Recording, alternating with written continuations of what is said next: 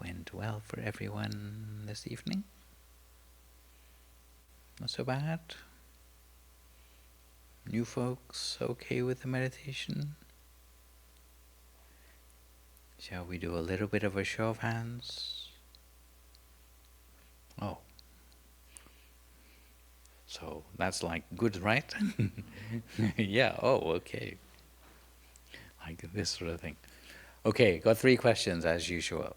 The first question is, if you meditated this evening and you felt more relaxed as a result, maybe raise your hand. Ooh, not bad at all. Second question, who as a result of the meditation today felt more sense of lightness and spaciousness on the inside? Ooh. Last question, who as a result of their meditation today felt more sense of brightness on the inside? Wow. Yeah, looks like you had all 3. Very good. So I think please continue as you have been doing, because it looks like you're doing very well this evening. And we come today to the 3rd full moon of the year. It's a special moon again, sometimes known as the worm moon, because apparently the little wormies start to come out again at this time of the year, which is like a good thing, right? And not only worms, but also blood moon.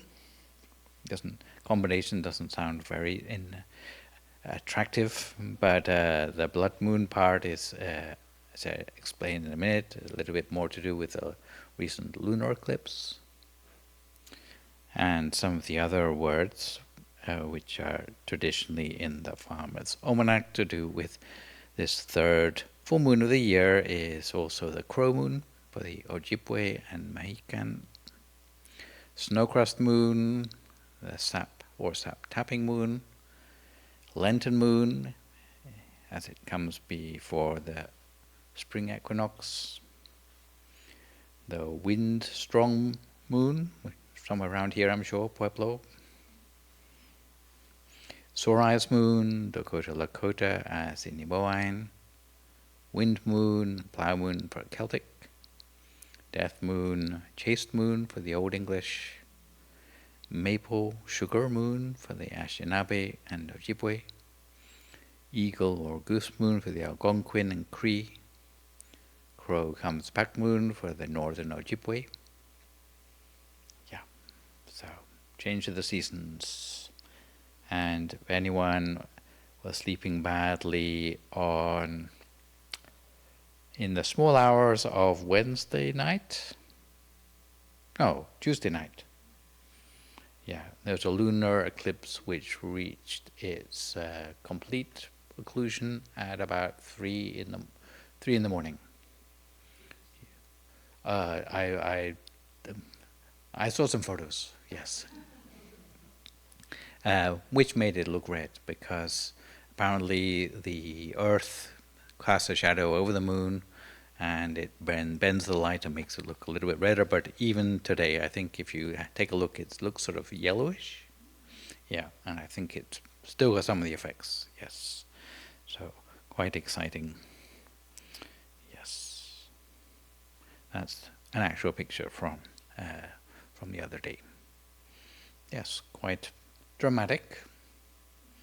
Hopefully it bodes well for the world. Bloods and worms and so on. It doesn't sound too great right at the moment.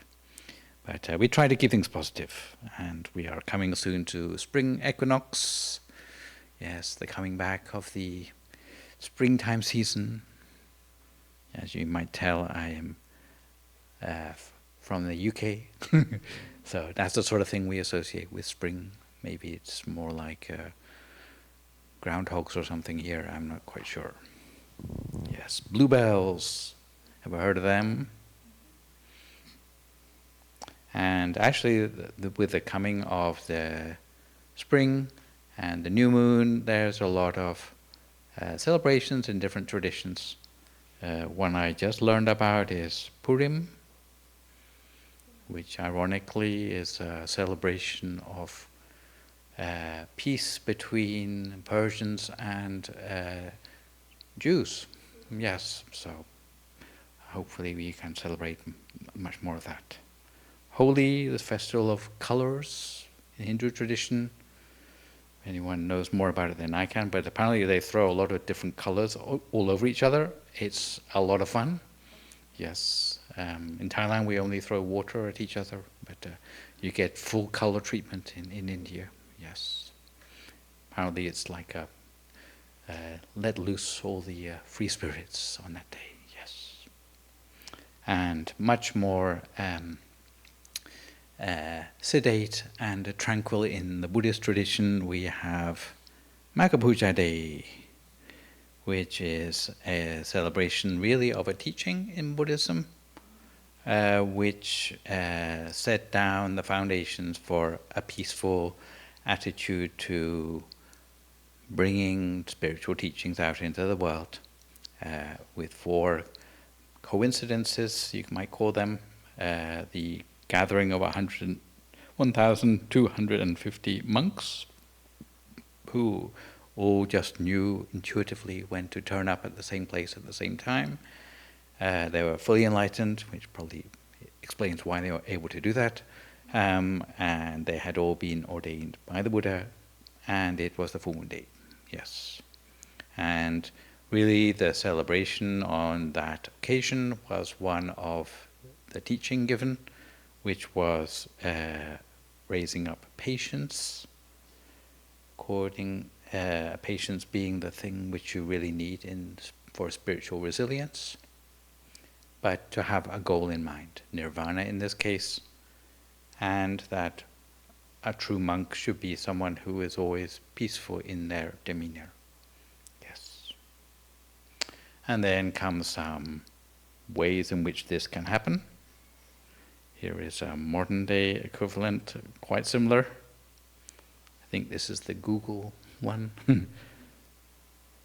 Well, actually this is a corruption of something similar, but a little bit more useful perhaps to us, which is not to do evil at all, or cultivate to do good deeds, and it doesn't matter whether people see you or not, but you should purify the heart.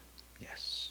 And ways to overcome adversity in life, never insulting or harming others, cultivating restraint with respect to the precepts, so your moral baseline in life, modesty in eating, contentment with your dwelling place, devotion to meditation. Yes, very brief teaching, which is sometimes called the heart of Buddhist teaching. So you have lots of details, but if you want to condense it down to its real important basis or essence, then this was a teaching given now 2,500 years ago. And in Thailand, they do a very, very large event, lighting candles across the whole of 1 square kilometer. Yes. So if you are ever in times of difficulty and you want to manage crisis, try to maybe apply some of these teachings for yourself, never insulting others or harming them, even when you are pushed to your limits, because it may just make the problem much worse. Exercise restraint. People are trying to find fault with you, make sure you're particularly strict at that time. Exercise moderation in your appetite, because when we are under a lot of stress, we do weird things with our appetite. Depends on the person. Some people stop eating completely, they lose their appetite. Some people just can't stop eating when they are under a lot of stress. And some people go and help themselves to all the wrong things, especially addictive ones, when they are under stress. So watch your eating habits when you are under a lot of stress. And make sure you have your downtime or a place which you can retreat to for your peace and quiet, when you are under pressure, because if you can't think clearly or you haven't had a good night's sleep, sometimes it's very hard to deal with adversity in your life. And even though some days when you meditate, you might think, oh, this is just not working today, or this doesn't seem to be doing me any good today, but keep up with the practice anyway, because sometimes meditation is the thing that will stop you falling any further. Sometimes you may feel you're in a bad place, but meditation will stop you falling even further. So it's always worth doing some meditation.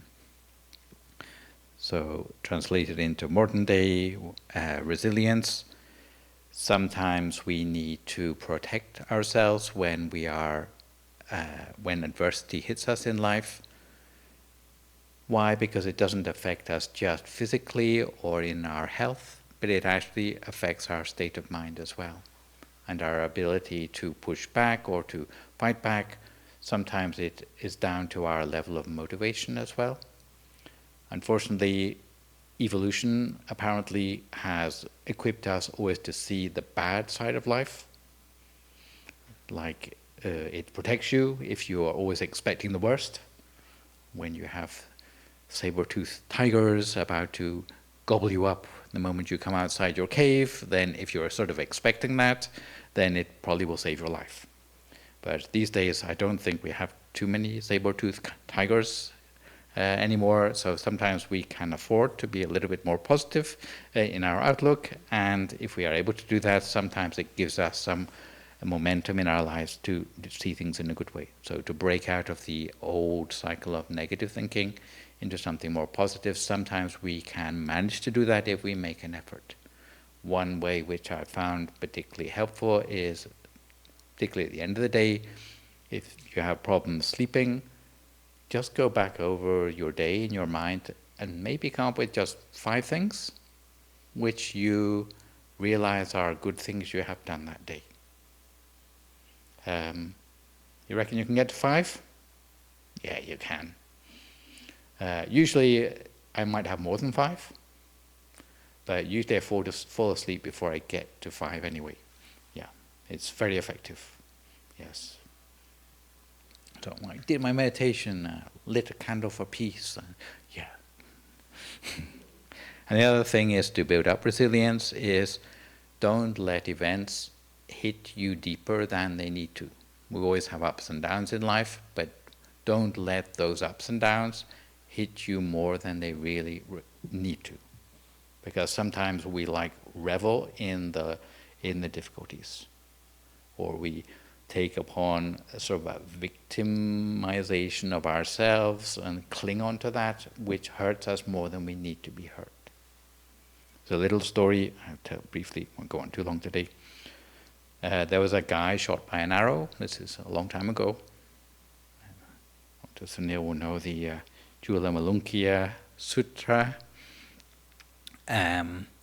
A guy was hit by an arrow, and generally that is considered like something you would want to remedy as soon as possible.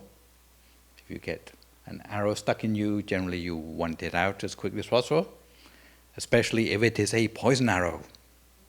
Yes, remove as quickly as possible. But apparently the guy who got shot by the arrow was a very curious guy. And he was so angry that he had been shot with an arrow that he wouldn't let the doctor remove the arrow until he found out exactly where it had come from. Who has shot me? Where have they shot me from? How can this happen to me? And if it's got poison in it, I want to know what sort of poison they used. Yeah, find those things out and then remove it. So in the meantime, the guy obviously would get very sick. Yes. So this is a metaphor for something called the second dart of suffering, which is, the first dart is the arrow, which is already pretty painful in the first place, I think you'd agree.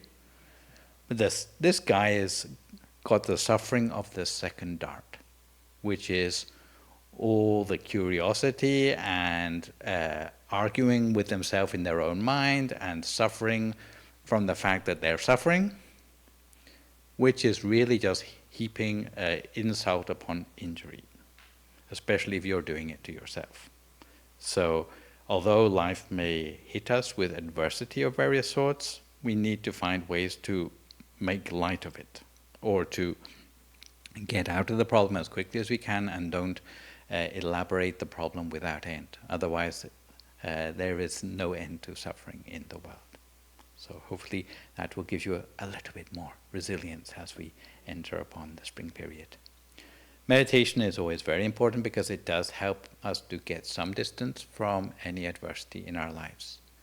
To be able to stand back and see ourselves almost as another person may see us. So if you enjoyed meditation today, I would encourage you to meditate further at home. Today we meditate about half an hour, but if you start with about 20 minutes at home, if you can establish that as a regular habit in your life, hopefully a daily habit, then you can gradually build up on the time as the inclination takes you. But a minimum of 20 minutes will help you to clear all the storm clouds in your life as much as possible and help you to recover a sense of peace and take it a little bit deeper each day. Yeah. If you're still confused about the meditation technique, there is an app for that called MindGem, which you can download for free onto your cell phone. And it has, at last count, more than 200 audio tracks on it, which you can follow along with of different lengths from different teachers. If you like Venerable Jackie, if you like Venerable Daniel, you like Venerable Nicholas, then, yeah, just in case you ever did, then you can follow along with the one that seems to resonate for you. And it also has a timer as well, which is useful, so that you can sit for the length of time you set for yourself. Classes here continue on Thursday evenings between 7 and 8 p.m. in the building just adjacent here with the red awning outside, and on Sunday mornings here between 9 and 11. Also, our other special events are we go deeper onto Buddhism once a month. The next one is the coming Sunday afternoon. So anyone who wants to go deeper into Buddhism as opposed to merely meditation, you're welcome to stay on after lunch for the Sunday sessions. And if you want to make a one-day retreat of it, that is quite a good opportunity to do so. For this Sunday, we are looking at the Dhammacakkappavattana Sutta, which is the Buddha's first teaching. We also do meditation for kids, but probably kids of like 4-year-olds upwards. Below 4, we have not a very good success rate. But 4-year-olds, it's amazing that they can actually do quite good meditation, but not for very long. So generally, if you take the length of the age and multiply that by the number of minutes, you have a good idea of how long they can manage to meditate. So we generally do 10 minutes meditation maximum. And we also do Buddhist stories discussion as well. And for kids who want to stay on after 12:30, if they want to learn Thai as a second language, there's the opportunity to do that. Next full moon meditation will be on April 2nd, which coincides with a Thursday, so the Thursday class will be the full moon meditation of April, for those who are interested. Between 6 and 7:30 p.m.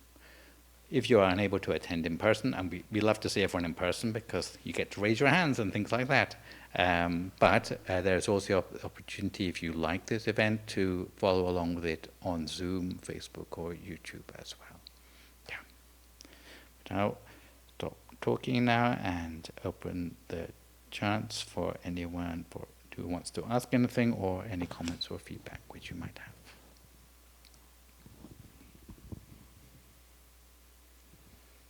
We'll continue with the question and answer with Venerable Nicholas, so you can share your experience that you had today, or if you have any questions about anything, any of the slides that he showed us today.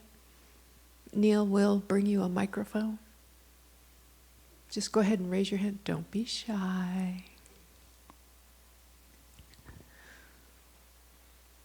Or I will be around afterwards if you are shy. Yeah. Oh, Yeah, all it's right. like If you'd I'm like- not shy. I'm not shy. Oh, you're not? No. So when Jackie was talking, he was talking about keeping your mind on the meditation. And he said, don't try too hard. So can you talk about that, please? Like, what would it look like if you were trying too hard? And just say more about that, please. Yeah, it's a good question. Meditation is has a different dynamic to it than many things that we do in like real life. Because in real life it teaches you to be earnest and serious about everything you do, try your hardest, compete with others, try to finish it as quickly as you can.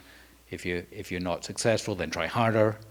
So often we take those same set of habits and we think it's going to also apply to our meditation, where we have to like really try hard to meditate successfully, maybe beat the person who's sitting next to us, like get enlightened before them or something like that.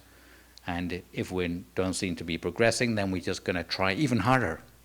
And what that looks like in terms of actual people meditating is sometimes they tense up as they're meditating. And you notice that they start off with their fingers like that, and they end up with their fingers getting more and more tense, or they make start to tense all their muscles together. You end up find their eyebrows are meeting each other in the middle, and they are clenching their teeth together because they think all that's going to help them to get to where they need to be in the meditation much more quickly. Actually, it will do the opposite, because although you are motivated and you've got like nirvana and you know you have to be patient and all these other things in your meditation, actually the way to exemplify all those qualities is to have it in the back of your mind while just allowing the meditation to take place. So setting the conditions and then just let those things happen without trying to manufacture the meditation experiences, which may sound like counterintuitive, but this is the nature of meditation, which is little different from the sort of tasks which we do in the outside world. So let it happen, don't try to make it happen. Yeah. So I really have been thinking about the idea of when we were first introduced by Venerable Jackie to find comfort in our seats. And yet I find there's a tradition in Buddhism of asceticism and kind of sitting in discomfort and an equanimity or acceptance of discomfort. So I kind of feel like there's a paradox happening there during meditation. I'm wondering what your thoughts are on that. I think in Buddhism we have always gone for finding a middle way between too much asceticism and too much comfort. But I will say that lately, and Venerable Jackie represents the sort of the latest word on the ground in terms of like good advice for meditators, is that if we ever try to find a balance before by having like a medium level of comfort, these days they seem to go over the top on comfort, apart from like lying down on the floor and going to sleep, unless you want to do that. But his idea is that actually we haven't got ourselves fully comfortable, and that is why we don't get the maximum results in our meditation. So full comfort may not be falling asleep, but it would be being in a place in your meditation where you'd be happy to meditate for hours and just like lose track of time, basically. You're that comfortable with your meditation, and that would be the sort of circumstances that would lead to a successful meditation. So I think what he's trying to say is let the nature of your mind do its thing, and don't try to force anything on your mind. And in the latest iteration of meditation techniques, this would seem to be the way to make progress most efficiently. Yeah.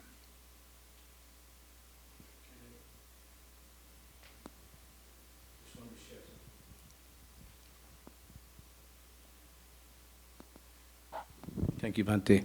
To add to what she was asking you, the middle path is actually the Eightfold Path.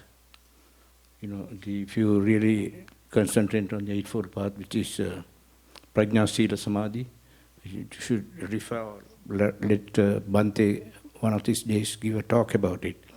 That will be very interesting. On Sunday. Okay, Bhante, about the Poya means the full moon day today. 1,250 arhats assembled spontaneously without being invited. You know about that, yeah? And within 9 months after enlightenment. And also, what is very special about this occasion was that Lord Buddha's first sermon was at Megadaya in Isipatana for the 4 bhikkhus, his associates, and in 9 months he had 1,250 arahats. Now, where did he get all these 1,250 arahats? Was from the leading ascetics in India at the time, who had 250, and Sariputta Muggala 250. So, counting to 1,250 monks. And it was one of the very important Dhamma sermons what he actually delivered. I just want to share that. Yeah. Thank you very much. Actually, a lot of the 1,250 came from people who were previously fire worshippers, which is, yeah, yes, exactly. So yes, it's quite interesting. Yeah. So the connection with fire, but bring it from the inside. Yes. Anybody else?